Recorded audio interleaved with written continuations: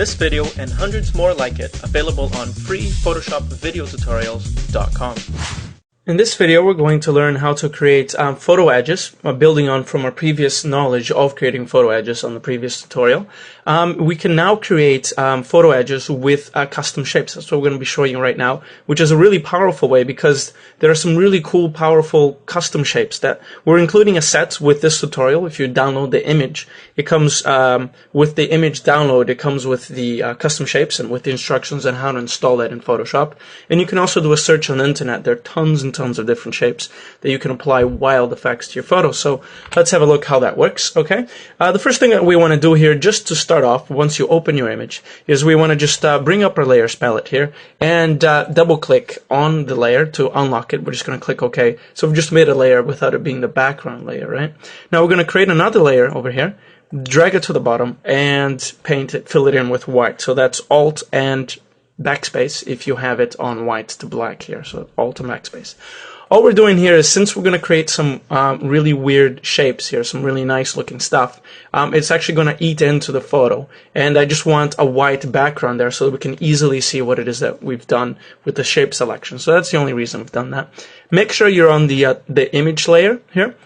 Now we can close the layer palette here. And all we need to do is just go to our layer brush, which is a custom shape tool actually, which is just right here. If you have, by default would be the rectangle tool, you can select that. Over here at the top you can see that there's a whole bunch of different tools to select. The custom shape tool is right there as well. So there's two options to select the custom shape tool. And what you want to do here is, let me just reset the shapes here to show you exactly what happens. When you open up your Photoshop here, chances are you're going to be in the custom shapes, right? So these are the shapes that come by default with Photoshop. If you click on the little arrow here, then you can see that there are different types of shapes that you can load onto. For example, let's go ahead and click OK here to load these arrows, for example. If you're ever going to go back to the default, just click on Reset Shapes.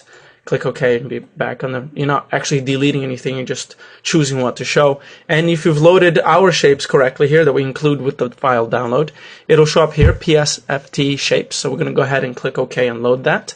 And here are our shapes. I'm actually going to expand that to show all of them here.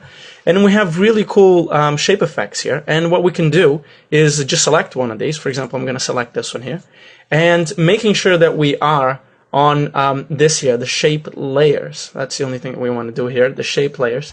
We want to draw our shape here and let go. Okay, so we have some white. We want to press enter as well and make that selection. So we've made some white there. Now let's bring up our layers and see what happened. Right, so we have a shape with a mask, essentially. We have a white layer with a mask of that shape, so we can remove that, right?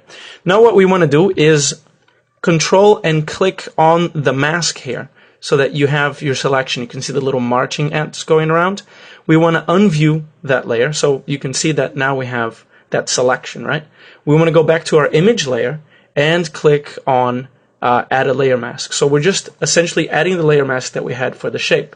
But instead of having a white shape, we are going to have actually the shape for our image. And there you are. It's a really cool custom shape. It seems like someone painted with a brush to create, you know, this image. So it's a really cool way to create these different things. I would encourage you to play around with the different shapes. And if you ever need something to, you know, look like it's been painted on and different and so forth, that's the shape tools to use. If you enjoyed this video, show your support by subscribing, rating, and adding it to favorites. Leave comments on our website and we'll create even more videos that interest you.